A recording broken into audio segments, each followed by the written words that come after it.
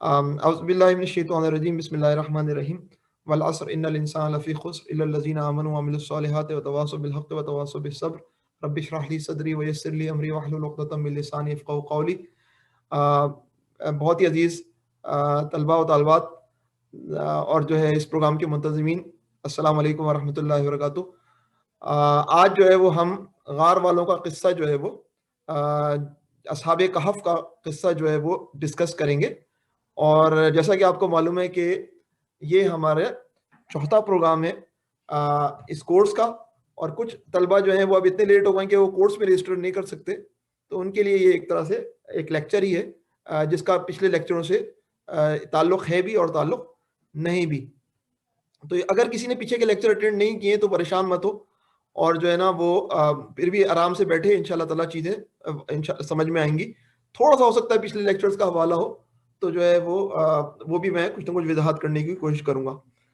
تو غار والوں کا قصہ، کوئی غار ہوتا ہے، کیو جس کو کہتے ہیں انگریزی کے اندر، وہ کیا ہے آج ہم اس کو ڈسکس کرنے چلے ہیں۔ پہلے ہم دعا کریں گے اور دعا سے جو ہے وہ آگے اپنے جو ہے وہ قدم اس کے بعد آگے بڑھائیں گے۔ نبی کریم صلی اللہ علیہ وسلم کو سکھائے گا کہ تم جو ہے وہ یا آپ جو ہے وہ اپنے رب سے یوں دعا مانگیں، وقل رب زدنی علما۔ ہم بھی اپنے رب سے دعا مانگتے ہیں، اللہ پاک ہمیں ہمارے علم میں اضافہ فرما۔ اسی طرح جو ہے یہ بھی دعا سکھائی نبی کریم صلی اللہ علیہ وسلم نے، اللہم انی اسألک علما نافعا ورزقا طیبا وعملا متقبلا۔ اس کا مطلب جو ہے، یا اللہ میں تجھ سے علم نافع، پاکیزہ رزق اور مقبول عمل کا سوال کرتا ہوں، یعنی مجھے علم وہ عطا فرما جو یوزفل ہو، رزق وہ عطا فرما جو پاکیزہ ہو، عمل وہ عطا فرما جو مقبول ہو۔ ان تمام چیزوں کی جو ہے وہ میں آپ سے تمنا کرتا ہوں، میں آپ سے دعا کرتا ہوں۔ آپ بھی یہ دعا مانگیں اپنے دلی دل میں اور آمین کہیں۔ تو آج جو ہے وہ ہمارا 19 دسمبر ہے، اور 19 دسمبر ہونے کے ناطے جو ہے وہ ہمارا غار کے دوستوں اصحاب کہف کی کہانی کا ایجنڈا ہے، اور جو ہے وہ اللہ تعالیٰ سے دعا ہے کہ میں ایسا انداز میں جو ہے وہ آپ کو یہ کہانی سنا سکوں۔ پہلے وہی بات ہے کہ ہماری پریکٹس یہ رہی کہ میں آپ کے متعلق کچھ معلومات کروں، تو پول ٹو گیٹ انٹروڈکشن ہم جو ہے ایک پول کریں گے، اور اس کے بعد جو ہے وہ بات کو آگے بڑھائیں گے۔ تو میں ایک پول لانچ کر رہا ہوں، تو میری آپ سے درخواست ہے کہ جو ہے نا وہ ایک پول جو ہے وہ اس کے اندر اپنا انٹروڈکشن کرائیں، کیونکہ کچھ نئے طلبہ بھی ہوتے ہیں۔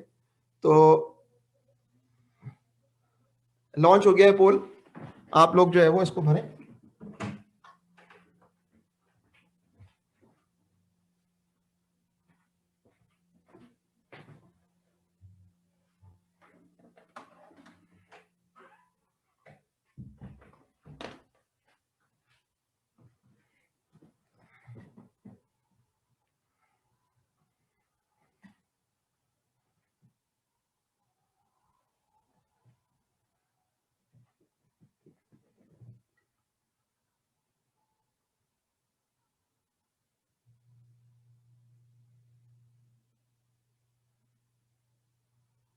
ابھی تک ہمارے 33 پارٹیسپینٹس نے پول بھر دیا ہے، 37% نے پول بھر دیا اب تک کے۔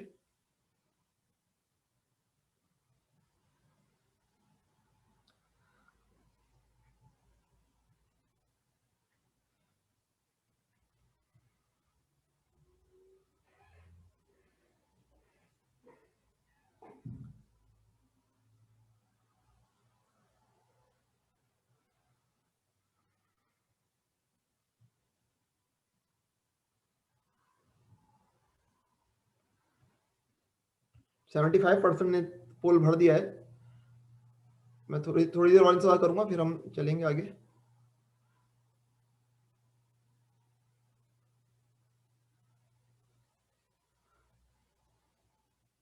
تقریباً 47% ہمارے پاس میل ہیں اور 53% فیمیل ہیں۔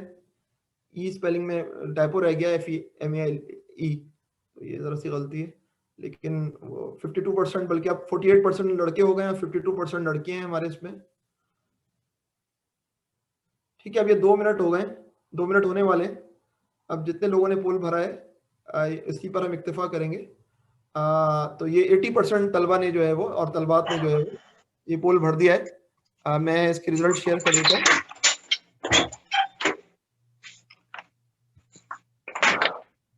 میں نے شیئر ریزلٹ کر رہا ہوں، آپ کو نظر آ رہا ہوگا۔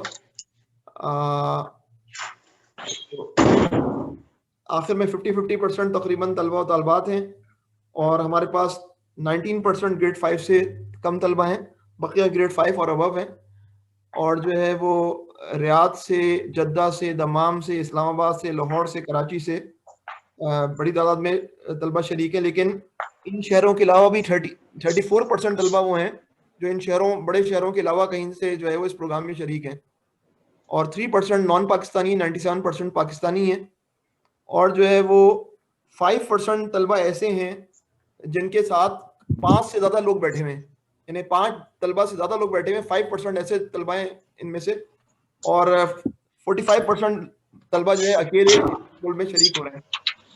ہم نے کچھ تعارف کرا لیا، اب میں اسٹاپ شیئرنگ ریزلٹ کرتا ہوں، اور جو ہے وہ پھر ہم اس کے بعد 2 اور پولیں جو ہمیں لانچ کرنے ہیں اپنے موقع پر، اس میں آپ سے سوالات پوچھے جائیں گے.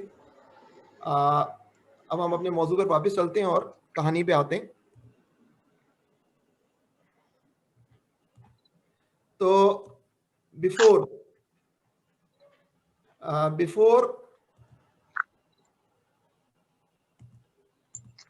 شعیب بھائی ہم اس اسٹوری میں کو بیان کریں، ایک چیز غار والوں کا قصہ، توجہ اس سے ذرا پہلے پہ، ہم کچھ ماشاء باتیں کریں.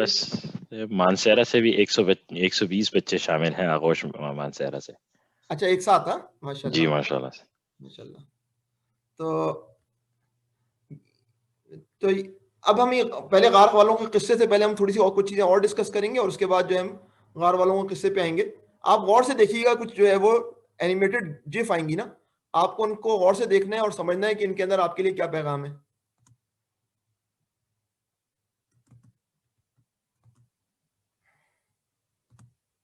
یہ کیا ہے؟ تو اس کے اندر آپ دیکھ رہے ہیں کہ، چلیں تھوڑی سی بات کر لیں طلبہ سے.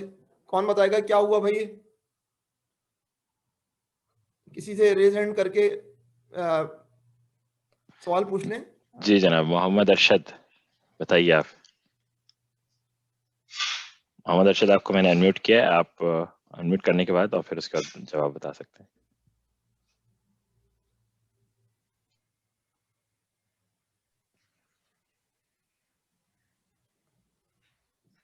محمد ارشد، آپ انمیوٹ کیجئے پہلے، پھر اس کے بعد جواب بتائیے.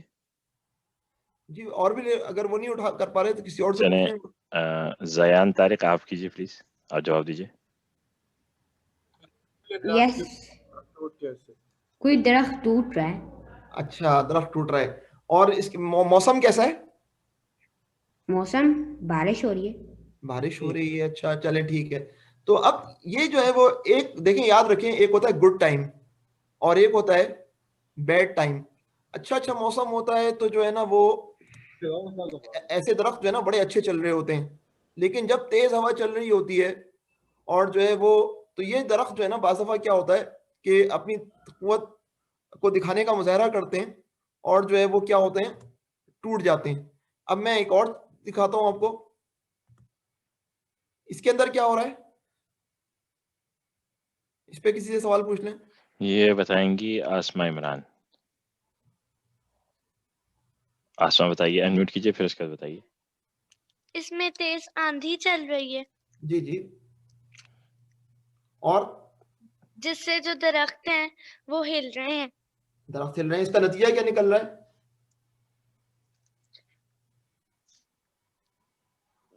تیز آندھی کا نتیجہ یہ نکل رہا ہے کہ درخت بہت زیادہ ہل رہے ہیں، ان کی جڑیں جو ہیں وہ کمزور ہو رہی ہیں. اچھا ٹھیک ہے. اور کوئی؟ ٹھیک ہے، اچھا جواب دیا. اور کوئی بچہ بتائے. یہ اب شعیب عالم بتائیے. جی السلام علیکم. وعلیکم السلام. جی یہ تیز آندھی چل رہی ہے وعلیکم اور السلام یہ ایک بہت برا وقت ہے. ٹھیک ہے. اور درخت کیا کر رہے ہیں؟ درخت بہت ہل رہے ہیں، بہت زیادہ ہل رہے ہیں.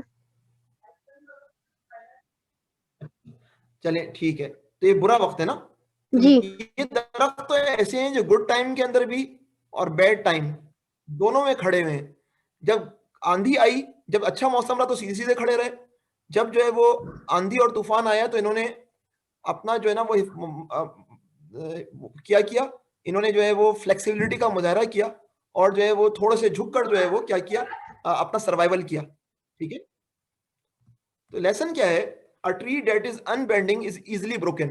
جو ٹری جو ہے نا وہ بینڈ نہیں کرتی ہے, جو تھوڑی سی بالکل تنی ہوئی کھڑی رہتی ہے, تو وہ جو ہے وہ ایزلی بروکن ہو جاتی ہے. یہ ایک قول ہے. اور فلیکسیبلٹی از دا کی ٹو اسٹیبلٹی. اگر آپ حالات کو دیکھتے ہیں فلیکسیبلٹی کا مظاہرہ نہیں کریں گے تو آپ جو ہے وہ اسٹیبلٹی کا مظاہرہ, اسٹیبلٹی سے محروم ہو جائیں گے. آپ کو جو ہے نا وہ مشکل ہو جائے گی. جس طرح وہ درخت گرا نا, وہ تنا ہوا درخت, انبینڈنگ ٹری, اسی طرح آپ کے ساتھ بھی ہوگا. تو بعض دفعہ کیا ہوتا ہے, فلیکسیبلٹی جو ہے وہ بہت ضروری صفت ہوتی ہے جو کہ انسان کے اندر ہونی چاہیے. ٹھیک ہے. اب ایک اور جف دیکھیں, اس کے اندر کیا ہو رہا ہے؟ اس کے اندر جو ہے وہ برف باری ہو رہی ہے. اچھا, برف باری جو ہو رہی ہے, شدید جو ہے وہ سردی کا موسم ہے, اس کے اندر آپ کو پتے بہت زیادہ نظر آ رہے ہیں نا, کتنے سارے پتے ہیں اس کے اندر. کون ایسا طالب علم ہے جو مجھے بتائے گا, یہ طالبہ ہے جو اس کو بہت سارے پتے نظر آ رہے ہیں؟ جی کسی سے پوچھیے. جی عریبہ بتائیں گی. عریبہ آپ کو انمیوٹ کیا ہے, بتائیے. نظر آ رہے ہیں جی. بہت سارے پتے نظر آ رہے ہیں نا؟ جی نظر آ رہے ہیں. اور کسی کو؟ میں جی کیا کہہ رہی ہیں ریبا؟ جی اور کوئی؟ پتے نہیں نظر آ رہے لیکن برف نظر آ رہی ہے, درختوں پہ جو برف. درخت نظر آ رہے ہیں اور پتے آپ کو کتنے تھوڑے تھوڑے نظر آ رہے ہیں؟ جی جی جی سر جی. اچھا جی, کوئی اور طالب علم؟ جی عمر فاروق آپ بتائیے. جی ابھی تو نہیں نظر آ رہے پتے, کیونکہ سارے پتے نیچے گر چکی ہیں اور پڑ رہی ہے برف. جی بالکل صحیح بات ہے. ہمیں تو پتے پتہ نہیں اریبا کو کیسے نظر آ رہے ہیں, ہو سکتا ہے تھوڑے تھوڑے ہوں چھپے ہوئے, لیکن مجھے ایسی میں نے ٹیسٹ کیا تھا آپ کا, پتے جو ہیں وہ تو بیچارے گر چکے ہیں, برف باری ایسی خطرناک جاری ہے. ٹھیک ہے. تو یہ گڈ ٹائم اور بیڈ ٹائم میں اگر پتوں کے حساب سے دیکھا جائے, اب ایگزسٹنس کے حساب سے نہیں ہم دیکھ رہے ہیں, پتوں کے حساب سے دیکھ رہے ہیں کہ کتنے لیفز نے سروائیو کیا ہے, تو گڈ ٹائم میں تو یہاں سروائیو کرتے ہیں, لیکن بیڈ ٹائم کے اندر پتے سروائیو نہیں کر پاتے. اچھا اس کے بعد آگے چلتے ہیں. یہ بھی برف باری ہو رہی ہے اور یہ کونیفر یا پائن ٹری ہیں, یوں سمجھ لیں آپ. اور یہاں پر کیا صورتحال ہے, کیا پتے گرے ہوئے؟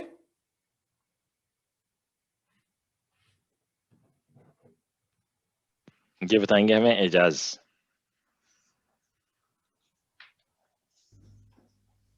اعجاز آپ کو انمیوٹ کیا ہے.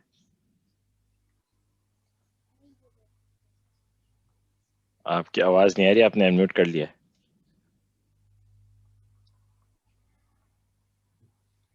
چلیں ہم پھر پوچھتے ہیں حورا خان, آپ پلیز بتائیے. جی یہاں پر پتے ہیں. ٹھیک ہے صحیح ہے. تو اب آپ کو یہ نظر آ رہا ہے کہ یہ جو کیٹیگری ہے یہ اچھے دنوں کے اندر بھی اس کے پر پتے رہتے ہیں اور بیڈ ٹائم کے اندر بھی رہتے ہیں.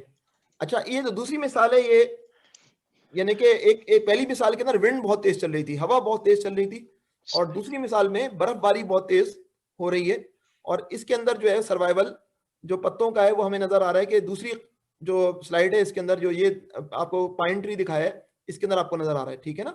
اس سے ہمیں سبق کیا ملتا ہے؟ چین کا ایک بہت بڑا فلسفی گزرے ہیں, ان کا نام تھا کنفیوشس. کنفیوشس نے جو ہے وہ کچھ باتیں ان کے جو شاگردوں نے پوچھا کہ استاد جی یہ جو مصیبتیں آتی ہیں اور یہ جو مشکلات آتی ہیں کیوں آتی ہیں؟ تو انہوں نے اس کا جواب جو ہے وہ پائن ٹری کی ایگزامپل سے دیا. Only after winter comes do we know that pine and cypress are the last to fade. یہاں ونٹر آتی ہے تو پتہ چلتا ہے کہ کون سا درخت ہے جو آخر تک جو ہے وہ سروائیو کرنے کی کوشش کرتا ہے. یعنی کہ پائن ٹری کے اوپر پتے رہتے ہیں, برف چھا جاتی ہے لیکن پتے نیچے بیٹھے رہتے ہیں, اچھے وقت کا انتظار کرتے ہیں. یہ ایور گرین ٹری ہے. اسی طرح کسی نے کہا کہ کنفیوشس نے یہ کہا تھا only in winter does the pine tree show its true strength. تو وہاں پر اسٹرینتھ پتہ چلتی ہے کہ جب ونٹر ہوتی ہے نا تو پائن ٹری اپنا جو ہے نا وہ صحیح اسٹرینتھ دکھاتا ہے کہ جو ہے وہ میں کس حد تک جو ہے ریزسٹنس کر سکتا ہوں برے موسم کے اندر بھی. دیگر درخت ان کے پتے گر گئے, پائن ٹری پتے اوپر برف گر رہی ہے لیکن پتے کھڑے ہوئے ہیں اور برف آہستہ آہستہ جب وقت گزرے گا تو پگھل جائے گی اور یہ پھر دوبارہ نمودار ہو جائیں گے. تو only in winter does the pine tree show it's true strength. تو اب جو ہے وہ ہم یہ سوچ سکتے ہیں کہ یہ درختوں کی اپنے مثال دی. What we are doing in the period of corona pandemic. ابھی کورونا جاری ہے, ابھی ویکسین کا معاملات تو ہیں چل رہے ہیں, لیکن ابھی کورونا پینڈیمک میں ہم نے کیا کیا ہے, ایک مصیبت آ گئی دنیا کے اندر جو ہے وہ اللہ تعالیٰ کی طرف سے ایک بڑی آزمائش ہے. تو اس آزمائش کے اندر جو ہے وہ ہم کیا کر رہے ہیں, ہم نے اپنے بیہیویئر کو چینج کیا. ہمارے اسکول بند ہو گئے, ہمیں جو ہے وہ ماسک پہننے پڑے, ہم بازاروں میں کھل کر گھوم پھر نہیں سکتے. تو جو ہے وہ ہم نے اپنا لائف اسٹائل چینج کیا, ہم نے فلیکسیبلٹی کا مظاہرہ کیا. جیسا کہ وہ درخت جھک رہے تھے, ہم نے اس بات پر نہیں کیا کہ نہیں کچھ بھی ہو, کورونا ہو, کچھ بھی ہو, ہمارے اسکول کھلے رہیں گے, کچھ بھی ہو میں ماسک نہیں پہنوں گا. ہم نے کس چیز کا مظاہرہ کیا, فلیکسیبلٹی کا. کیوں فلیکسیبلٹی کا مظاہرہ کیا؟ تاکہ ہم سروائیو کریں. تو سروائیول جو ہے وہ کہ ہم کسی طرح زندہ رہیں, ہمارے آس پاس کے لوگ جو ہے وہ زندہ رہیں اور اچھی طرح زندہ رہیں, یہ جو ہے سروائیول کا مسئلہ ہوتا ہے. اور سروائیول جو ہے وہ ایک بہت بڑی جو ہے وہ یوں سمجھیں کہ ایک ہدف ہوتا ہے کسی بھی مخلوق کا کہ وہ سروائیو کرے. لیکن ایک مرحلہ آتا ہے کہ انسانوں کی دنیا میں یہ بات ناقابل قبول ہے کہ اس موقع پر فلیکسیبلٹی کا مظاہرہ کیا جائے. ابھی میں آپ سے کیا کہہ رہا تھا کہ سروائیول کے لیے فلیکسیبلٹی بری چیز نہیں ہے, لیکن ایک مرحلہ ہے جب فلیکسیبلٹی کو نو کرنا پڑتا ہے. آپ کہتے ہیں کہ میں فلیکسیبل, اس معاملے میں فلیکسیبل نہیں ہو سکتا چاہے کچھ بھی ہو جائے. اس وقت لچک کا کوئی مظاہرہ نہیں کیا جاتا. اور وہ کون سا مطلب ہوتا ہے؟ جب دا ٹروتھ از انکمپرومائزنگ, جب ٹروتھ کا معاملہ ہوتا ہے, جب سچ کا معاملہ ہوتا ہے, جب حق کا معاملہ ہوتا ہے, تو اس وقت کوئی کمپرومائز نہیں ہوتی, کوئی لچک نہیں دکھائی جاتی ہے. اب اصحاب کہف کا جو قصہ ہم پڑھیں گے, اصل میں ہمیں یہی دیکھنا ہے کہ اصحاب کہف کے قصے میں اصحاب کہف کہاں لچک دکھاتے ہیں, کہاں وہ فلیکسیبلٹی دکھاتے ہیں, اور کہاں وہ کوئی کمپرومائز کرتے دکھائی نہیں دیتے. اصل میں آج جو ہم واقعہ پڑھنے لگے تو اس کے اندر آپ اس کو نوٹ کیجئے گا کہ کس جگہ پہ وہ اپنی فلیکسیبلٹی کا مظاہرہ کرتے ہیں اور کس جگہ وہ فلیکسیبلٹی کا مظاہرہ نہیں کرتے. یہ ابھی لیکچر جب ہم کریں گے اور یہ پوری گفتگو کریں گے تو اس کے بعد پھر پول آئے گا تو پھر آپ کو یہ جواب دینا ہوگا. تو پہلے ہم یاد کر لیتے کہ یہ کہاں پر ہے موجود. یہ سورہ کہف میں موجود ہے, اور سورہ کہف میں جو ہے وہ قرآن حکیم کی 18ویں سورت ہے, اس کے اندر جو ہے واقعہ موجود ہے. واقعہ کیوں بیان کیا گیا, ویسے تو لوح محفوظ میں لکھا ہوا ہے یہ, لیکن اس کے پیچھے اسباب اللہ تعالیٰ نے کیا بنائے کہ جو ہے وہ نبی کریم صلی اللہ علیہ وسلم مکے میں جو ہے دعوت کا کام کر رہے ہیں, اور جو ہے وہ کفار مکہ مستقل جو ہے وہ نبی کریم صلی اللہ علیہ وسلم کی بات سے انکار کر رہے ہیں. تو اس صورت میں جو ہے وہ کفار مکہ کہتے ہیں کسی طرح نبی کریم صلی اللہ علیہ وسلم کو غلط ثابت کیا جائے نعوذ باللہ. تو ان کا ایک وفد جو ہے وہ, ان کا ایک ڈیلیگیشن جو ہے وہ مدینہ جاتا ہے. مدینے میں وہاں پر یہودیوں کے بڑے قبائل موجود تھے. تو جو ہے وہ وہاں وہ یہودی علماء سے ملاقات کرتا ہے اور کہتا ہے کہ ہمارے ہاں ایک نبی دعوے دار ہیں, نبوت کے دعوے دار ہیں, تو تم کوئی ایسی باتیں بتاؤ جو ہم پوچھیں ان سے اور وہ جواب نہ دے سکیں تو ہم ان کو غلط ثابت کر دیں. تو علماء یہود سے ملاقات ہوتی ہے اور وہاں پر گفتگو ہوتی ہے, اور وہ وہاں سے جو ہے وہ 3 سوالات لے کر پلٹتے ہیں مدینہ نا. تو وہ 3 سوالات جو لے کر پلٹتے ہیں, ان میں سے ایک سوال جو ہے وہ آخری نشست میں ہم نے ڈسکس کیا تھا, وہ ذوالقرنین کا قصہ تھا. آج کی نشست میں ہم جو ہے وہ جس قصے کو بیان کریں گے وہ اصحاب کہف کے متعلق سوال کیا تھا یہودیوں نے کہ اصحاب کہف کے متعلق جو ہے وہ کچھ بتلائیے. تو یہ جو ہے وہ اصحاب کہف کے حوالے سے جو سوال کیا گیا, آج کی نشست میں ہم جو ہے وہ جو قرآن نے واقعہ بیان کیا ہے اس کو جو ہے وہ ہم بیان کرنے کی کوشش کریں گے, اس اسٹوری کو. تو قصہ اصحاب کہف کیا ہے, اسٹوری آف پیپل آف کیف کیا ہے, یہ آج کی نشست کا موضوع ہے. تو آج ہم یہ اسٹوری بیان کریں گے. تو ہم بیان اسی طرح کریں گے جس طرح ایک نارمل طریقے سے اسٹوری کا آغاز ہوتا ہے. Once upon a time there was a king. ایک دفعہ کا ذکر ہے کہ ایک بادشاہ تھا. تو یہ بادشاہ کا پورا محل بھی تھے, سسٹمز بھی تھے, اور بہت جو ہے وہ شہر تھا, اور اس کے پورا سسٹم مذہبی سسٹم بھی تھا, جہاں ٹیمپل تھا, جہاں پر لوگ عبادت کرنے کے لیے آتے تھے, بڑی زبردست قسم کی بلڈنگز تھیں, فوجی تھے. یہ سب سسٹم جو ہے وہ اس بادشاہ کے پاس موجود تھا. لیکن یہ ظالم بادشاہ جو تھا وہ خود بھی بھٹکا ہوا تھا اور اس کی رعایا بھی بھٹکی ہوئی تھی. تو دونوں رانگ پاتھ پہ تھے. لیکن جو بادشاہ ہوتا ہے اس کی ذمہ داری زیادہ ہوتی ہے, کیونکہ بادشاہ جو ہے وہ اگر غلط راستے پر ہو تو خود تو مرے گا, دوسروں کو بھی مروائے گا. اچھا, راستہ جو غلط راستہ ہم کس کو کہہ رہے ہیں غلط راستہ, اصل میں ہمارے پاس اسٹینڈرڈ کیا ہے غلط راستے کا, کہ وہ راستہ جو کہ ہمیں جہنم کی طرف لے کر جائے وہ غلط راستہ ہے, چاہے وہ کتنا ہی اچھا راستہ نظر آ رہا ہو, اور وہ راستہ جو ہمیں جنت کی طرف لے کر جائے وہ اچھا راستہ ہے, چاہے وہ کتنا ہی ہمیں برا نظر آ رہا ہو. تو یہ بادشاہ سلامت غلط راہوں پہ تھے, ان کی پبلک بھی غلط جو ہے وہ راہوں پہ تھی, اور ان کی غلطی سب سے بڑی کیا تھی کہ یہ جو ہے وہ بتوں کی پوجا کرتے تھے. تو یہ کہاں پر واقع پیش آیا ہے, اس پر جو ہے وہ کوئی بھی شور نہیں ہے. مختلف مفسر مختلف احوال بیان کرتے ہیں کہ فلاں فلاں, لیکن جو ہے وہ صرف میں آپ کو 2 مثالیں دیتا ہوں کہ جو ہے وہ ایک افسس شہر ہے. یہ اگر آپ گوگل پہ جو ہے وہ اگر آپ یہ لکھیں گے ایفیسس, تو جو ہے وہ آپ کو اس طرح کی پکچرز نظر آئیں گی. اب یہ اس کے کھنڈرات موجود ہیں, اور یہ شہر جو ہے وہ کہاں پر موجود ہے, یہ ترکی کے اندر موجود ہے. آپ دیکھیں یہ انطاکیہ ہے, اور یہ جو ہے ایفیسس ہے. یہ وہ مقام ہے جس کے متعلق کہا جاتا ہے کہ یہاں پر جو ہے وہ اصحاب کہف کا واقعہ رونما ہوا. آج کے دور کے اندر ترکی کے اندر موجود ہے. اچھا, یہ ایک بات ہے, ایک مفسرین کے ایک گروہ کی ایک بات یہ ہے. اور دوسری رائے کیا ہے, یہ پیٹرا کے اندر ہے, اردن کے اندر, جارڈن میں پیٹرا نامی شہر تھا, وہاں پر اصحاب کہف کا واقعہ پیش آیا. یہاں پر بھی ہمارے دوست احباب جاتے ہیں جو اردن, تو وہ کہتے ہیں کہ وہاں پر جو ہے وہ اصحاب کہف کی قبر بھی موجود ہے. تو اس طرح کی باتیں ہو رہی ہوتی ہیں. تو اصحاب کہف کا واقعہ بہت پرانا ہے, اور قرآن نے یہ باتیں ہمیں نہیں بتائی ہیں کہ جو ہے یہ کہاں پیش آیا, کب پیش آیا. قرآن نے بس واقعہ بیان کیا ہے. تو میں آپ کے سامنے جو رکھ رہا ہوں وہ یہ رکھ رہا ہوں کہ پھر بھی لوگوں نے اندازے لگائے ہیں تو وہ اس طرح کے اندازے ہیں. تو یہ پیٹرا دیکھیں جارڈن ہے, یہ سعودی عربیہ ہے, ہم یہاں پر کہیں ہیں. اور جو پیٹرا کے یہ جو آپ کو پنک کلر کا اسٹار نظر آ رہا ہے, یہ پیٹرا ہے, اور یہ عمان سے تھوڑے فاصلے پر موجود ہے. تو اللہ بہتر جانتا ہے کہ اصحاب کہف جو ہے وہ والا بادشاہ تھا, وہ کہاں کا حکمران تھا, لیکن بہرحال یہ تھوڑے سے اندازے اور قیاس آرائیاں ہیں. تو جو ترکی کے اندر شہر تھا ایفسس, تو اس کے اندر جو ہے وہ عبادت جو ہوتی تھی وہ ایک دیوی کی ہوتی تھی. وہاں پر ایک اس کا بہت بڑا ٹیمپل تھا ڈیانا دیوی کا, ڈیانا دیوی, اور دیگر بتوں کی بھی پوجا ہوتی تھی. تو ڈیانا دیوی کے متعلق ان کی طرح طرح کے تصورات تھے, اور جو ہے وہ دیگر بت بھی جو ہے وہ ان کی بھی پوجا ہوتی تھی, اور یہ ان کا مذہب تھا. بت پرستی کو انہوں نے باقاعدہ جو ہے وہ یوں سمجھیں کہ اپنے سسٹم کا, اپنے نظام کا حصہ بنایا ہوا تھا, اور وہ اس نظام سے بہت زیادہ بظاہر خوش بھی تھے. بادشاہ بھی اس نظام کے اوپر جو ہے وہ عمل درآمد کرتا تھا, اور اس نظام پر عمل درآمد کراتا تھا کہ سب لوگ جو ہے وہ بتوں کی پوجا کریں. لیکن آپ خوب جانتے ہیں کہ انسان جو صاحب عقل ہوتا ہے اور صاحب بصیرت ہوتا ہے, وہ جانتا ہے کہ ان پتھر کے بتوں میں کیا جان ہے, یہ ان کی پوجا ہم کیوں کریں, بناتے بھی ہم خود ہیں پھر پوجا بھی ہم کریں, یار یہ کیسی بات ہو گئی.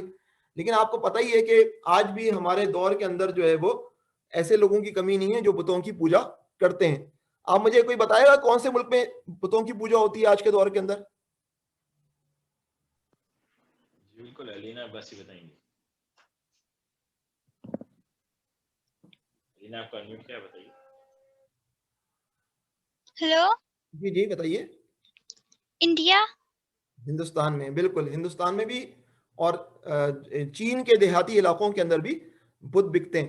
تو یہ جو ہے وہ 2 بڑے ممالک ہیں, یہاں پر جو ہے وہ چھپے بھی اور کھلے بھی, یعنی کہ انڈیا میں تو کھل کر ہوتی ہے آج کل, تو ان لوگوں کی حکومت بھی ہے, تو جو ہے وہ بتوں کی عبادت ہوتی ہے. آپ اگر ان سے بات کریں گے تو وہ بولیں گے بھائی اس کے اندر کون سی بیوقوفی والی بات ہے, آپ کو بڑا اچھی طرح سمجھانے کی کوشش کریں گے, لیکن ہر صاحب عقل جانتا ہے کہ یہ کیسی باتیں کرتے ہیں. تو اس زمانے کے اندر ریزسٹنس کا مطلب کیا تھا, اس زمانے کے اندر ریزسٹنس کا مطلب کیا تھا, meaning of resistance in this environment, مزاحمت کا, اس کا مطلب یہ تھا کہ بادشاہ سلامت کے غصے کو اور اس علاقے کے لوگوں کے غصے کو سہنا. بالکل حضرت ابراہیم علیہ السلام والا واقعہ کہ جب انہوں نے بتوں کو توڑا تھا سوائے بڑے بت کے, تو نمرود کتنا ناراض ہوا تھا, اس علاقے کے لوگ کتنے ناراض ہوئے تھے. اصحاب کہف نے تو بیچاروں نے کچھ بھی نہیں کیا تھا ان بتوں کو ساتھ, لیکن انہوں نے کیا کیا تھا کہ وہ آگے بڑھ کر کچھ کام کریں گے جو میں آگے آپ سے ڈسکس کروں گا. تو جب بادشاہ ناراض ہوتا ہے تو بادشاہ بہت سارے احکامات, بہت سارے آرڈر سزاؤں کے طور پر جاری کر سکتا ہے.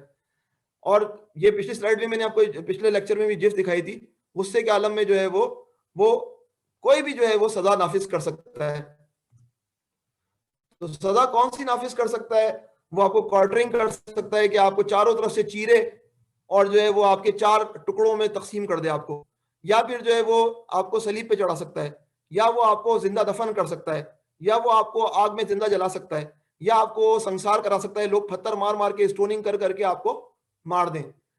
آج کل کے دور کے اندر تو عدلیہ ہوتی ہیں اور آپ جوڈیشری میں جاتے ہیں، آپ جو ہے وہ کیس کے حوالے سے جو ہے وہ جب سزا دائر ہوتی ہے تو آپ جو ہے وہ کہتے ہیں کہ یہ سزا ہو گئی ہے، یہ جو ہے وہ غیر قانونی ہے آئین کے تحت۔ آج کے دور میں تو یہ ہوتا ہے، لیکن پہلے زمانے میں بادشاہی حکومت تھا، بادشاہی ریاست تھا، بادشاہی عدالت تھا، بادشاہ کا حکم آخری بات ہوتا تھا۔ تو اس کا مطلب یہ تھا کہ جو بھی اس بت پرستی کے خلاف آواز اٹھائے گا اس کا انجام بہت خوفناک ہوتا تھا، ہو سکتا تھا۔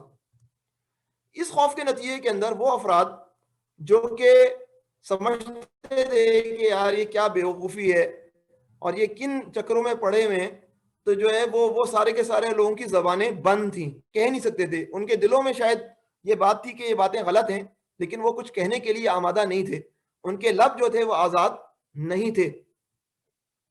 تو ایسی کیفیت کے اندر جو ہے وہ کیا ہوا، چند بہادر نوجوان لڑکے کھڑے ہوئے اس شہر کے اندر، چند بہادر نوجوان لڑکے کھڑے ہوئے اور انہوں نے جو ہے وہ بغیر کسی پرواہ کے کہ کیا نتائج برآمد ہونے والے ہیں، انہوں نے کلمہ حق کو بلند کیا، سچے کلمے کو، سچی بات کو دنیا کے سامنے پیش کیا، اس شہر کے سامنے پیش کیا۔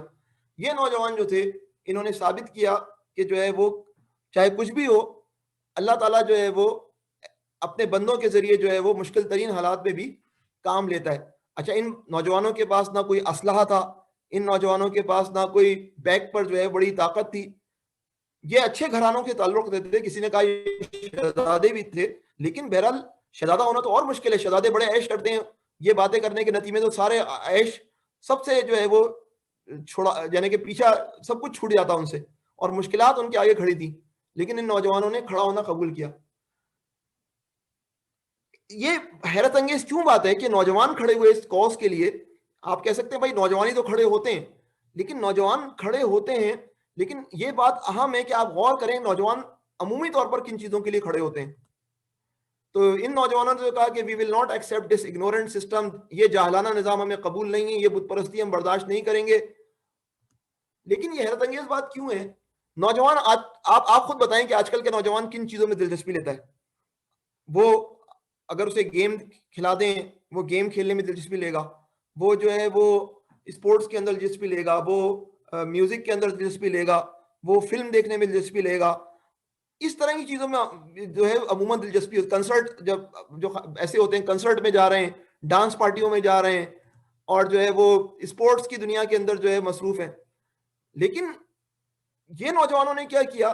سارے عیش، سارے آرام چھوڑ کر جو ہے وہ راستہ اختیار کیا جو موت کا راستہ تھا، جو ہے وہ بظاہر جو ہے وہ بہت سخت جو ہے وہ مصیبتوں کا راستہ تھا۔ تو ان لوگوں نے جو ہے وہ دیکھیں، آپ جب بڑے ہوں گے نا تو آپ کو بڑے اس طرح کے لڑکے نظر ملیں گے جو آپ کو بتائیں گے یار یہ اسلام یہ کیا چیز ہے، یہ جس طرح میں ابھی ہم بات کر رہے ہیں بت پرستی کیسی بیوقوفی، بولیں گے اسلام کیسی بیوقوفی ہے، اور وہ بتائیں گے یار کھاؤ پیو مزے اڑاؤ، کھاؤ پیو مزے اڑاؤ، تو یہ کون سا انقلابی بات ہے؟ یہ تو سبھی کرتے ہیں۔ اصحاب کہف جس ٹرینڈ کی طرف دعوت دے رہے ہیں وہ موت کی طرف کا ٹرینڈ ہے، وہ حقیقی معنوں میں زندگی کا ٹرینڈ ہے، لیکن جو بظاہر نظر آ رہا ہے وہ موت کی طرف جانے والا راستہ ہے جس کے اندر مشکلات ہیں، مزاحمتیں ہیں۔ آج کے دور میں جو بندہ کھڑا ہوگا اور بولے گا کہ یار یہ 4 دن کی زندگی ہے، اس میں کیا روتے ہو پیتے ہو، روتے ہو پیٹتے ہو، کیوں جو ہے وہ صبح سویرے اٹھتے ہو نماز کے لیے، مزے کرو عیش کرو، یہ کیا کمال ہے؟ تو ہر ایک ہی کرتا ہے۔ کمال تو یہ ہے کہ وہ بندہ کھڑا ہو جب سب کے سب لوگ جو ہے وہ سو رہے ہوں تو فجر کی نماز کے لیے اٹھے۔ کمال تو یہ ہے کہ سب کے سب لوگ جو ہے وہ اگر سینما کی طرف جا رہے ہوں تو وہ مسجد کی طرف جا رہا ہو۔ یہ وہ لوگ ہیں جو کہ جو ہے وہ ہیرا ہوتے ہیں، یہ وہ لوگ ہیں جو کہ جو ہے وہ رول ماڈل ہوتے ہیں۔ تو اب ان نوجوانوں نے جو ہے وہ کسی نہ کسی ذریعے ان کو جو ہے وہ دعوت توحید مل گئی۔ اللہ بہتر جانتا ہے، کوئی کہتا ہے عیسیٰ علیہ السلام کے جو ہے وہ ساتھی جو ایمان لائے تھے ان کے ذریعے پہنچی، کوئی کہتا ہے کہ عیسیٰ علیہ السلام سے پہلے کا زمانہ ہے۔ بہرحال ان کو دعوت پہنچ گئی اور انہوں نے اس دعوت کو قبول کر لیا۔ اب انہوں نے کہا کہ جب ہم نے اس بات کو قبول کر لیا ہے تو اس خوشبو کو ہم پھیلائے بغیر نہیں رہ سکیں گے، ہم دعوت دیں گے، ہم لوگوں کو سمجھائیں گے اور لوگوں کو سیدھا راستہ دکھائیں گے۔ چنانچہ انہوں نے جو ہے وہ دعویٰ کا اسٹارٹ کیا، لوگوں کو سمجھانا شروع کیا، حق کیا ہے، سچ کیا ہے، ایک خدا ہے, اس کے آگے سر جھکانا ہے, اس کی بات ماننی ہے, اور جو ہے وہ یہ تم بتوں کی پوجا کرتے ہو, یہ کیوں کرتے ہو, یہ کون سا راستہ ہے, یہ صورتحال جو ہے وہ نظر آتی ہے. اب یہ باتیں جو ہے وہ بہت دیر تک چھپی نہیں رہ سکتی ہیں. بادشاہ سلامت کو اطلاع مل گئی کہ یہ لڑکے یہ حرکتیں کر رہے ہیں, اور جو ہے وہ یوں کر کے جو ہے وہ میرے نظام کے خلاف جو ہے وہ لوگوں کو جو ہے وہ آمادہ کر رہے ہیں. تو اس صورتحال کے اندر جو ہے وہ بادشاہ سلامت کو جب اطلاع ہوئی تو بادشاہ سلامت سخت غصے کے اندر آئے, اور انہوں نے کہا کہ اب ان بچوں کو, ان لڑکوں کو بتلاتا ہوں. اب جو ہے وہ ان نوجوانوں کو جو ہے وہ کیا ہوا, ان نوجوانوں کو کھڑا کیا گیا کس کے سامنے, ان فرنٹ آف کنگ. یہ کنگ کا محل, اور کنگ کے محل کے آگے بادشاہ سلامت سخت غصے کے اندر, اور جو ہے وہ یہ بادشاہ کی سلامت کے سامنے لڑکے جاتے ہیں, یہ نوجوان جاتے ہیں. اللہ تعالیٰ جو ہے وہ ان نوجوانوں کو دل کے اندر بڑا تقویت دے دیتے ہیں. وَرَبَطْنَا عَلَىٰ قُلُوبِهِمْ, ان کے اللہ تعالیٰ ان کے دلوں میں جماؤں پیدا کر دیتے ہیں, اور وہ بادشاہ سلامت کے سامنے کہتے ہیں, بلکہ پہلے کیا کہتے ہیں, اس قوم کھڑے ہو گئے بادشاہ کے سامنے اور کہا فَقَالُوا رَبُّنَا رَبُّ السَّمَاوَاتِ وَالْأَرْضِ, ہمارا رب تو وہ ہے جو آسمانوں اور زمین کا رب ہے, اور جو ہے وہ ہم اس کو چھوڑ کر لن ندعو من دونہ الہ لقد قلنا اذا شططا, ہم اس کو چھوڑ کر کسی بت کو, کسی اور معبود کو نہیں پکاریں گے. ایک تو بادشاہ کو اطلاع ملی, مگر ان نوجوانوں نے تو بادشاہ کے سامنے ایسی بات کر کے جو ہے بادشاہ کو کس طرح شدید غصے میں لے آئے ہوں گے نا. تو کوئی کس طرح جو ہے وہ اللہ تعالیٰ نے ان نوجوانوں کے ذریعے جو ہے بادشاہ کو بھی دعوت حق پہنچا دی, لیکن بادشاہ کی آنکھوں پر جو ہے وہ غفلت کا پردہ چڑھا ہوا تھا. بادشاہ جو ہے وہ یہ باتیں سننے کے لیے کسی طرح بھی آمادہ نہیں تھا. چنانچہ جو ہے بادشاہ سلامت نے جو ہے وہ اب کیا کرنا تھا, بظاہر تو نظر آ رہا تھا, سارے درباری سمجھ رہے تھے کہ اب ان نوجوانوں کو سزائے موت ہوگی, اور جو ہے ان کو بادشاہ جو ہے موت کا حکم دے گا. لیکن بادشاہ یہ چاہتا تھا کہ کسی طرح جو ہے وہ ان لوگوں کو, جو نوجوان ان کو سمجھتا تھا گمراہ نوجوان, ان کو دوبارہ جو ہے صحیح راستے میں لے آؤں, تاکہ جو ہے وہ پھر جو ہے وہ کوئی اور ایسی باتیں کرنے پر آمادہ نہ ہو, ورنہ اگر میں نے مار دیا تو یہ ہیرو بن جائیں گے, اس کے دن ہو سکتا ہے یہ بات بھی ہو. تو اس طرح میں اس نے کیا کیا, اس نے کہا وارننگ دی, اس نے تنبیہ کی, اور پھر ان نوجوانوں کو وارننگ دی کہ جو ہے وہ میں تمہیں کچھ وقت دے رہا ہوں, تم دوبارہ سوچ لو, واپس پلٹ آؤ ملت کے اندر, واپس جو ہے وہ پرانے طریقوں پہ اختیار کر لو, ورنہ تمہارا بہت برا انجام ہے.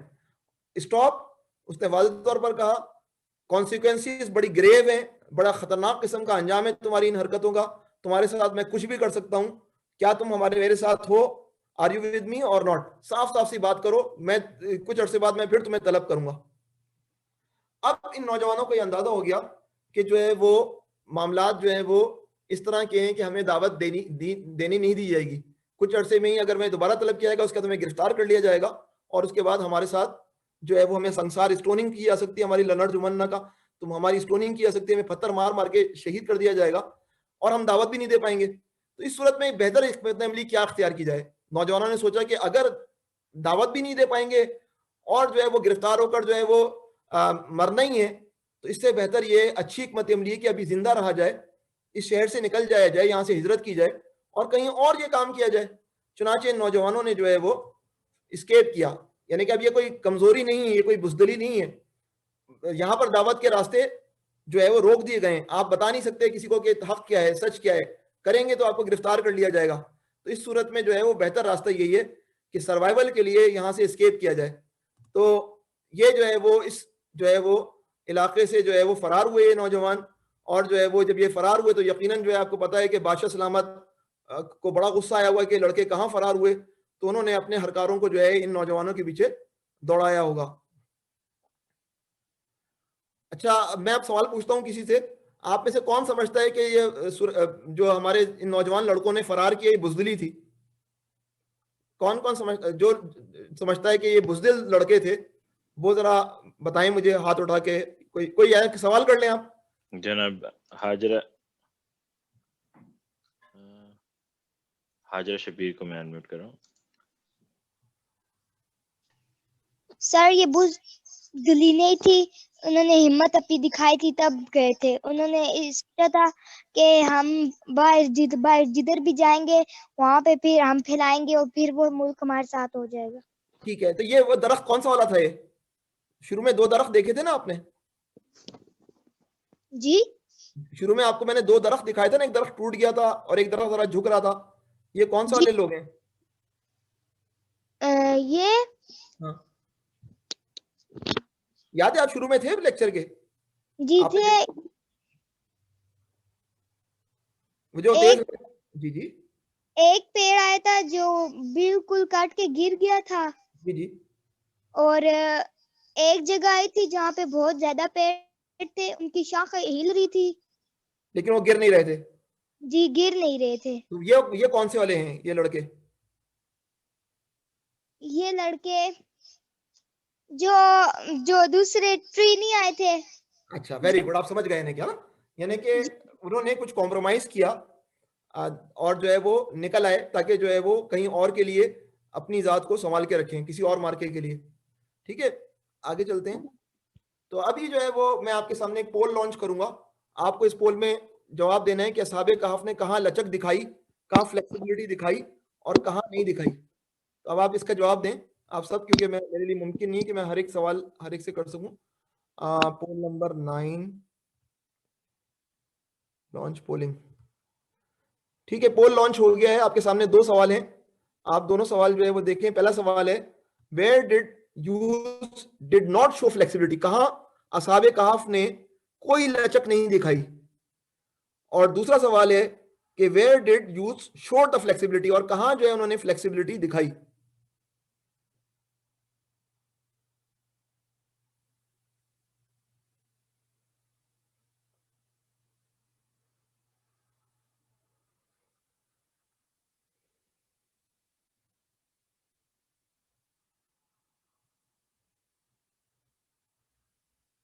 सवाल गौर से पढ़ें, आप लोग ट्रैप हो रहे हैं मेरे सवाल के उसमें ना।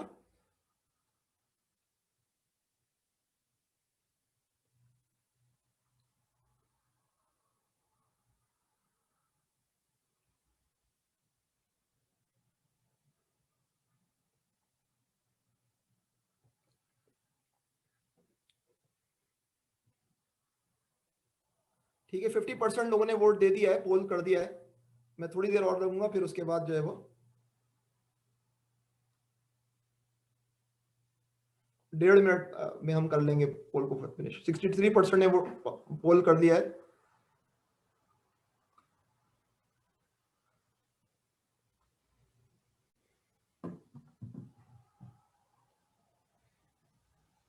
ठीक है, यहां पर रुक जाते हैं हम। 1-1.5 मिनट हो गया, हमारा पास ज्यादा टाइम नहीं है। एंड पोल कर रहा हूं मैं,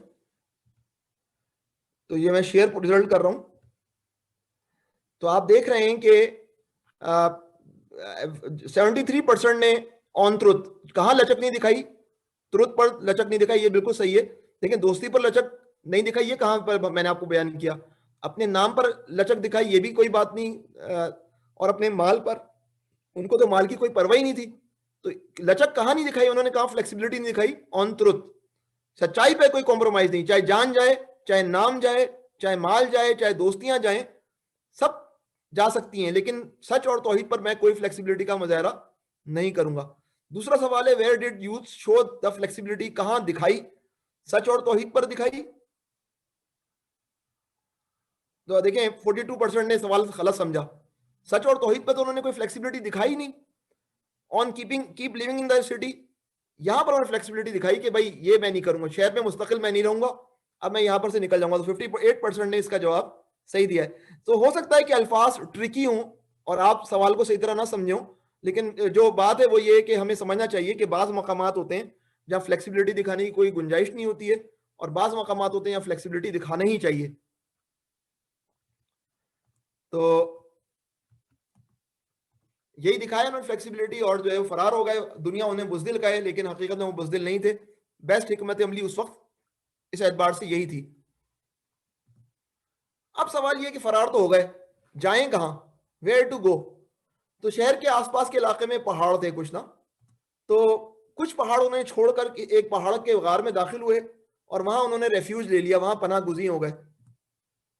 अब उनके साथ एक अल्लाह ताला ने एक कुत्ता भी लगा दिया, और वो कुत्ता जो है वो उनके गार के बाहर बैठ गया आकर। तो यूं समझेंगे ये गार है, तो एक कुत्ता आकर यहां पर बाहर आकर बैठ गया। तो इस तरह जो है वो अल्लाह ताला ने असहाबे कहफ को इब्तदाई तौर पर कुछ पनाह का, कहीं जाकर वो बैठने के काबिल हो गए कि बादशाह की फौजें ढूंढ रही होंगी, तो जो है वो कहीं बचे हुए। इसकी बहुत نبی کریم صلی اللہ علیہ وسلم کو جب ہجرت کرنی تھی نا تو آپ کو بتایا وہ رات کو جو نبی کریم صلی اللہ علیہ وسلم نے وہ رات گزاری ہے تو باہر گھیرا تھا, کفار مکہ کو اٹیک کرنا تھا اکٹھا, اور نبی کریم صلی اللہ علیہ وسلم راتوں رات نکلے اور جو ہے وہ ان کو نظر نہیں آئے نبی کریم صلی اللہ علیہ وسلم نا, اور حضرت علی حضور اکرم صلی اللہ علیہ وسلم کے بیڈ پر لیٹے ہوئے تھے, تو حملہ ہوا تو وہ بالکل ناکام ہو گئے. تو حضور اکرم صلی اللہ علیہ وسلم اور حضرت ابوبکر صدیق جو ہے وہ انہوں نے جو ہے وہ کہاں پناہ لی تھی, انہوں نے ایک غار میں پناہ لی تھی, اس کا نام ہے غار ثور. تو غار ثور کے اندر جو نبی کریم صلی اللہ علیہ وسلم نے پناہ لی تو اس وقت جو ہے وہ بہرحال وہاں پر ایک ایسا بندہ تھا مکے میں جو کہ جو ہے قدموں کے نشان کے ذریعے پہنچ جاتا تھا, تو وہ غار ثور تک بھی پہنچ گئے تھے وہ لوگ تو, لیکن اللہ تعالیٰ نے جو ہے وہ کبوتری کو جو ہے وہ اس بات کی توفیق دی اور اس کو حکم دیا, وہ اس نے انڈے دے دیے, مکڑیوں نے جالا لگا دیا اور وہ بالآخر جو ہے وہ نامراد ہو کر واپس لوٹے, حالانکہ نبی کریم صلی اللہ علیہ وسلم اور ابوبکر صدیق غار ثور کے اندر موجود تھے. تو ادھر کبوتر کے انڈے اور مکڑیوں کا جالا, اور اس غار ثور کے اندر, یہ اس غار کے اندر جس میں جو ہے وہ اصحاب کہف جو ہے پناہ لیے میں, یہاں پر اللہ تعالیٰ نے ایک کتے کو بٹھا دیا. اب یہ کتا جو ہے وہ کس کام آئے گا؟ کتا جو ہے وہ کام نہیں کرے گا جو کبوتر کے انڈے اور مکڑیوں کے جالے نے کیا. یہ بنیادی طور پر سیمبل بنے گا خطرے کی علامت کا, کہ لوگ ادھر جھانک کر بھی نہ دیکھیں, یہ صورتحال بنے گی. تو اصحاب کہف جو ہے وہ اب بالکل پریشان حال ہیں, کیا کریں, کہاں جانا ہے یہاں سے نکل کر. تو انہوں نے دعا کی اللہ تعالیٰ سے, انہوں نے دعا کے لیے ہاتھ اٹھائے اور فرمایا ربنا آتنا من لدنک رحمۃ وہیئ لنا من امرنا رشدا, اے ہمارے رب ہمیں اپنے پاس سے رحمت عطا فرما اور ہمارے کام میں ہمارے لیے راہیابی کو آسان فرما دے. اب ہمیں راستہ دکھا دے اللہ پاک, کیا کریں, اب کچھ سمجھ میں نہیں آ رہا, باہر پولیس باہر فوجیں گھوم رہی ہیں ہمیں تلاش کرنے کے لیے, کیا کریں. تو جو ہے وہ دعا اللہ تعالیٰ نے قبول کی, اور اللہ تعالیٰ نے دعا کیسے قبول کی کہ جو ہے وہ یہ سارے کے سارے لوگوں کو اللہ تعالیٰ نے جو ہے وہ نیند عطا کر دی اور یہ غار کے اندر سو گئے. اب وقت گزرتا گیا, ادھر جو ہے وہ بادشاہ اس کے سپاہی جو ہے وہ تلاش کر رہے ہیں نوجوانوں کو, اور جو ہے وہ بالآخر وہ اس بات پر بالکل جو ہے وہ مایوس ہو گئے, وہ بالکل مایوس ہو گئے کہ جو ہے وہ یہ نوجوانوں کی وہ تلاش کر پائیں گے. اس صورتحال کے اندر جو ہے وہ جب آہستہ آہستہ مایوسی بڑھتی گئی تو بادشاہ سلامت نے جو ہے نا کہا کہ بھائی نوجوانوں کی تفصیلات جو ہے نا, یہ مسنگ جو نوجوان ہیں ان کی تفصیلات ریکارڈ میں رکھ لو اپنے, تاکہ بعد میں جو ہے وہ کبھی دریافت ہوں تو جو ہے وہ ہمیں ہمارے ریکارڈ میں ہو کہ ہاں یہ 7 نوجوان جو ہے وہ یا کچھ کتنے نوجوان تھے یہ جو ہے وہ غائب ہو گئے تھے ایک زمانے کے اندر. تو اس طرح ریکارڈ کے اندر جو ہے وہ اس بادشاہ کے جو وہاں پر جو ہے وہ اصحاب کہف کا ڈیٹا جو ہے وہ ریکارڈ کر لیا گیا, سیو کر لیا گیا. اب اللہ تعالیٰ نے ادھر کیا کیا کہ جو ہے وہ ان نوجوانوں کو, اب یہ کہیں جا تو نہیں سکتے تھے, اب جو ہے وہ بھوک بھی لگتی ہے, پیاس بھی لگتی ہے, باہر تو نکلنا تھا غار سے نکل کے جانا کہا تھا, کسی شہر میں جانا تھا, وہاں پر جاسوس سارے بیٹھے ہوئے, جہاں پر سے روٹیاں خریدنی ہیں وہاں پر جاسوس بیٹھا ہوا ہے, کنووں پہ جاسوس بیٹھے ہوئے, جہاں پر بھی جاتے یہ لوگ تو بالآخر جو ہے وہ ایجنٹس اور یا جاسوس جو ہے ان کو گرفتار کرا دیتے. لیکن اور وہ یہیں وہ بیٹھے ہوتے اپنے جال لے کر کے کسی طرح یہ لوگ آئیں, لیکن اللہ تعالیٰ نے غار میں ان کو جو ہے وہ کیا کر دیا, نیند دے دی, اور یہ جو ہے وہ سو گئے. اور کیسے سوئے, ایسے نہیں سوئے, ایسے سوئے کہ 8 گھنٹے نہیں, 10 گھنٹے نہیں, پورا ایک دن نہیں, کہتے ہیں کہ صدیوں. قرآن میں تو 300 اور 309 سال کی اصطلاح استعمال ہوئی, لیکن اللہ بہتر جانتا ہے کیونکہ اللہ تعالیٰ نے وہ بیان کیا اس طرح نہیں کہ لازمی وہی اتنے ہی سال ہوں, لیکن ٹھیک ٹھاک سال جو ہے وہ مور دین سینچری جو ہے وہ سوئے. اس عرصے کے اندر آپ کو پتا ہے کیا کیا موسموں کے تغیرات ہوتے ہیں. سورج جو ہے وہ اس کی اسکارچنگ لائٹ ہوتی ہے, وہ جو ہے وہ جلا دیتی ہے. اللہ تعالیٰ نے اس غار کے اندر ان صدیوں کے اندر ایسا ماحول رکھا کہ جو ہے اچھی ہوا گزرتی رہی, اور جو ہے وہ سورج کی روشنی جو ہے آتی بھی رہی, اور جو ہے وہ مگر جو ہے خرابی اس کے ذریعے کوئی نہیں آئی. اچھی طرح اچھی جو ہے جیسے ابھی سردی میں اچھی لگتی ہے نا دھوپ, اسی طرح جو ہے وہ آپ کو پتا ہے کہ بیکٹیریا, وائرسز, کیڑے مکوڑے ایسے جسموں پہ چڑھ جاتے ہیں, کھانا شروع کر دیتے ہیں. اللہ تعالیٰ نے تمام جانوروں کو بھی روک دیا. اسی طرح جو ہے وہ جب آپ سیدھے سیدھے لیٹے رہتے ہیں تو اگر آپ 3-4 دن بھی لیٹ جائیں بستر پر تو آپ کو بیڈ سور ہو جاتا ہے, آپ کو زخم ہو جاتا ہے. اب یہ صدیوں تک اگر رہیں گے نوجوان زمین پر لیٹے ہوئے تو ان کے بیڈ سور ہو جانا چاہیے, ان کے پر ایسے زخم آ جانے چاہیے, لیکن نہیں. اللہ تعالیٰ نے اس پورے عرصے میں اس بات کا اہتمام کیا کہ یہ کروٹیں لیتے رہے, یہ لوگ کروٹیں لیتے رہے, تو اس کے نتیجے میں بیڈ سور کے امکانات کم سے کم تر ہوتے چلے گئے. اب سوال یہ پیدا ہوتا ہے کہ اگر یہ سینکڑوں سال جو ہے وہ سو رہے ہیں تو ان کو انرجی کی تو ضرورت ہوگی, کھا پی رہے نہیں ہے, تو اللہ تعالیٰ نے کس طرح جو ہے وہ کیا اہتمام کیا کہ جس کی بنیاد پر جو ہے وہ ان کو انرجی ملتی رہی. تو اللہ بہتر جانتا ہے, یہ اللہ تعالیٰ کی نشانیوں میں سے ایک نشانی ہے. آج کل کے لوگ یہ سوچتے ہیں کہ ہم جو ہے نا وہ آج کل کے جو مالدار لوگ ہیں نا وہ یہ سوچتے ہیں کہ ہم کسی طرح جو ہے نا اسی طرح سو جائیں اور اس دور میں اٹھیں جس دور میں موت کا علاج دریافت ہو گیا ہو. تو ابھی کچھ عرصے کے لیے ہم اپنے تابوتوں کے اندر سو جاتے ہیں. یہ آج کل کا بزنس ہے کہ جو ہے نا وہ اسپیشل تابوت ہوں گے, جس طرح فرعون کی لاش کو ممی کیا جاتا تھا نا, ممیفائی, اسی طرح کچھ کیا جائے گا, حنوط کیا جائے گا ان لاشوں کو. اور پھر وہ سمجھتے ہیں کہ کئی سو سال بعد جب انسان جو ہے اتنی ترقی کر جائے گا کہ جو ہے موت کا علاج دریافت کر لے گا, تو اس زمانے میں ہمیں دوبارہ زندہ کیا جائے گا اور پھر ہمیشہ کے لیے زندہ رہیں گے. اس طرح کے آج کل کے انسان کے خواب ہیں. نہیں, یہ تو اگر یہ چاہتے ہو تو اس کے لیے پھر آگے کی سوچو. نہیں, آگے کی نہیں سوچنا, جنت جہنم کی نہیں سوچنا, اس دنیا کے اندر زیادہ سے زیادہ رہنے کی جو ہے خواہش ہے. تو ہائبرنیٹ, اللہ تعالیٰ نے جو ہے وہ نوجوانوں کو ہائبرنیٹ کیا, اور ہائبرنیٹ ایک طویل عرصے کے لیے کیا.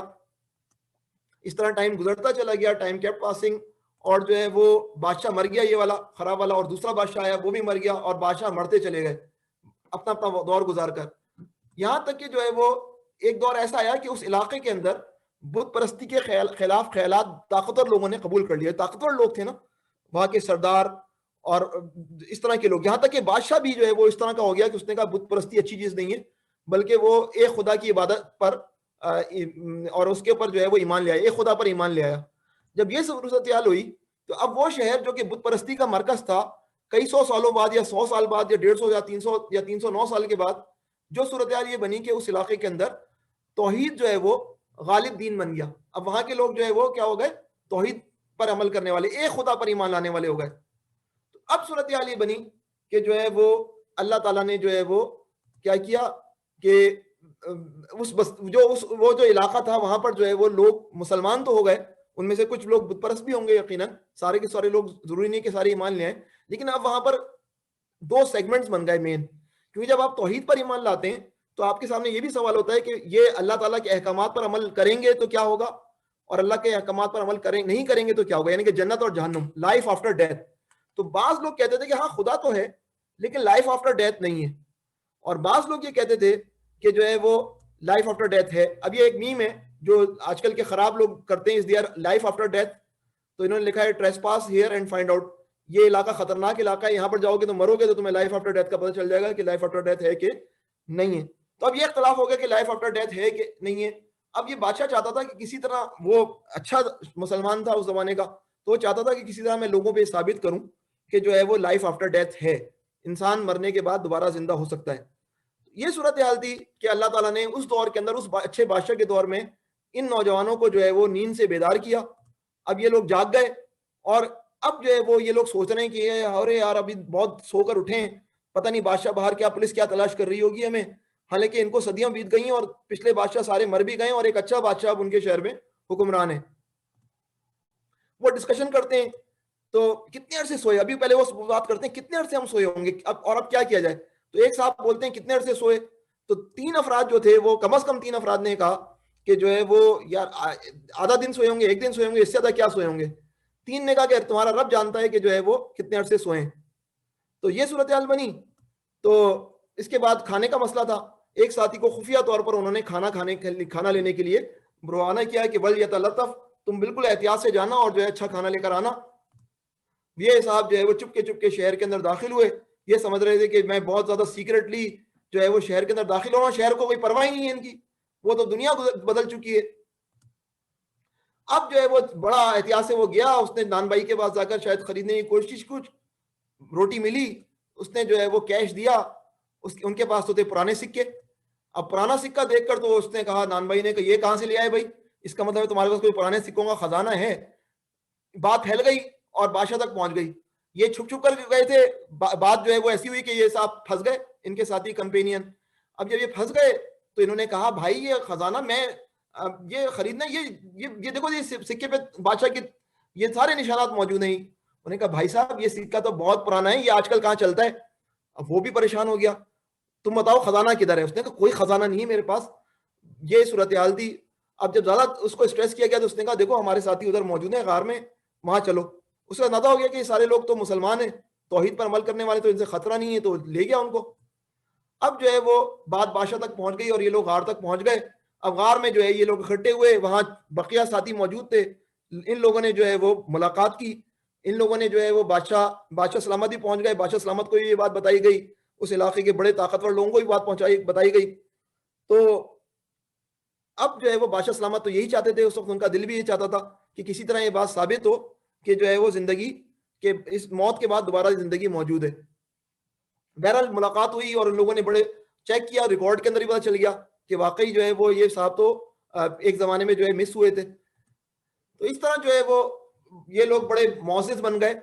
اب کتنے عرصے بعد ان کا انتقال ہو, پھر اللہ تعالیٰ نے ان کی موت کا فیصلہ کیا اور یہ لوگ جو ہے وہ پاس اوے ہو گئے, اور اسی غار کے اندر ان کی اس علاقے کے اندر ان کی قبر بنائی گئی.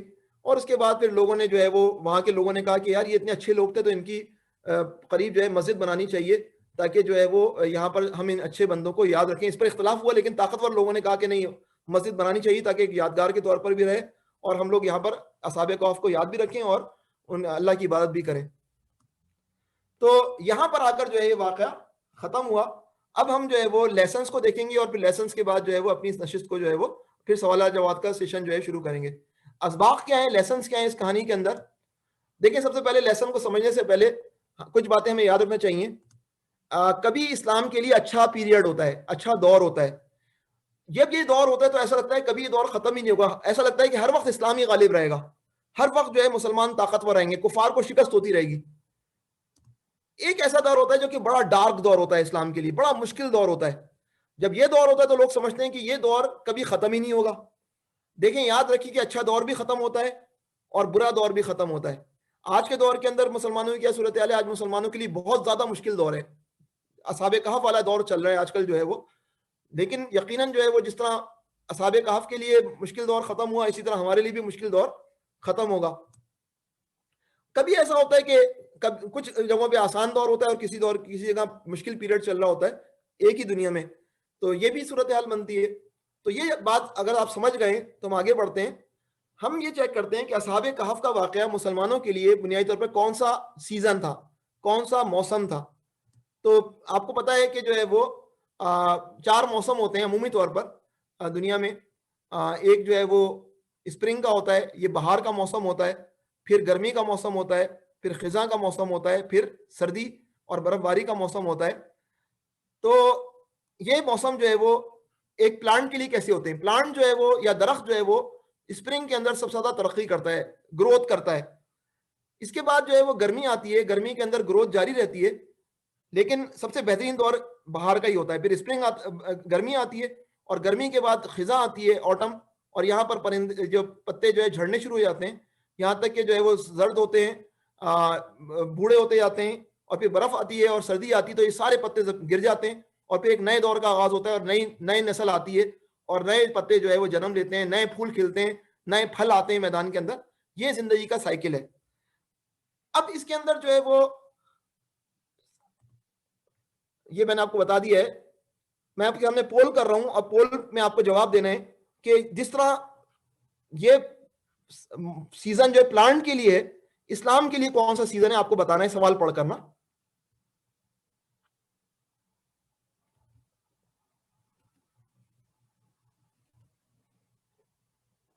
پہلا سوال ہے, آپ میں سے بعض لوگوں نے آخری لیکچر سنا ہوگا, حضرت ذوالقرنین کا زمانہ اسلام کے لیے بظاہر کون سا زمانہ تھا. یعنی کہ اب یہ 4 میں نے آپ کو سیزن بتائیں, حضرت ذوالقرنین کا زمانہ اسلام کے لیے بظاہر کون سا زمانہ تھا. پہلا ہے برف باری کا, اسنو فال کا, خزاں آٹم کا یا بہار کا. دوسرا سوال ہے اصحاب کہف کا زمانہ اسلام کے لیے کس طرح کا موسم لگتا ہے, بہار کا یا سردی اور برف باری کا. دوسرا سوال میں انگلش میں پڑھ دیتا ہوں. دا ٹائم آف اصحاب الکہف looks like dash for Islam, spring, یا میں انگلش میں سوال لکھنا بھول گیا تھا. پھر میں 1.5 منٹ دوں گا آپ کو, 45 سیکنڈ ہو چکے ہیں.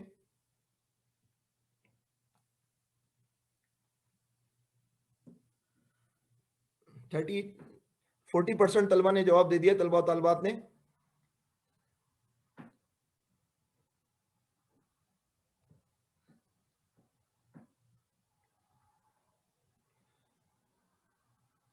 60% نے جواب دے دیا ہے.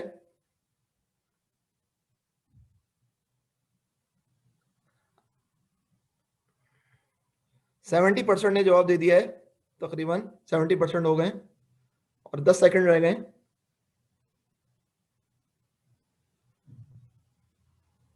ٹھیک ہے, 75% تقریباً نے جواب دے دیا ہے. میں یہاں پر اینڈ پول کر رہا ہوں, ٹائم ہمارے پاس اتنا زیادہ نہیں ہے,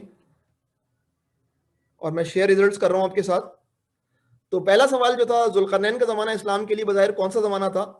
تو دیکھیں اس زمانے میں اسلام کو طاقت حاصل تھی, تو بہار کا زمانہ تھا, اسپرنگ کا زمانہ ہے ہمارا وہ.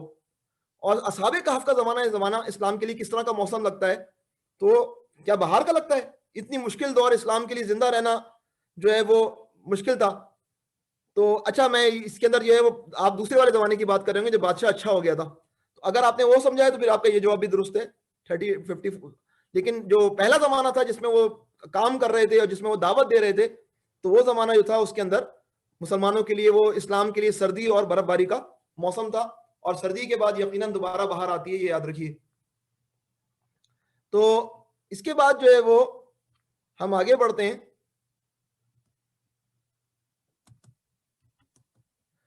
قصہ اصحاب کہف سے ہمارے لیے سبق, میں آپ کو ایک جو ہے وہ نظم ہے علامہ اقبال کی, اس کے 2 اشعار سناؤں گا, پھر آپ کو کچھ بتانے کی کوشش کروں گا. 1 منٹ میں ذرا اسپیکر کو آپ کے وہ کر لوں, شیئر کمپیوٹر ساؤنڈ. ٹھیک ہے, یہ نغمہ فصل گلو لالا کا نہیں پابند, یہ نغمہ فصل گلو لالا کا نہیں پابند, بہار ہو کے خزاں, بہار ہو کے خزاں, لا الہ الا اللہ خودی ہے تیغ. دیکھیں یہ آپ دیکھ رہے ہیں نا, یہ بہار کا موسم ہے, اسپرنگ کا موسم ہے, باغ میں پھول کھلے ہیں, اور اس موقع پر جو ہے وہ پرندے, نائٹنگیل آتی ہے اور اپنا نغمہ گا رہی ہے. تو بہار کے اندر جو ہے وہ ہمیشہ یاد رکھیے, پرندے آتے ہیں اور اپنا نغمہ گاتے ہیں, بہت پیاری آوازیں نکالتے ہیں پرندے نا.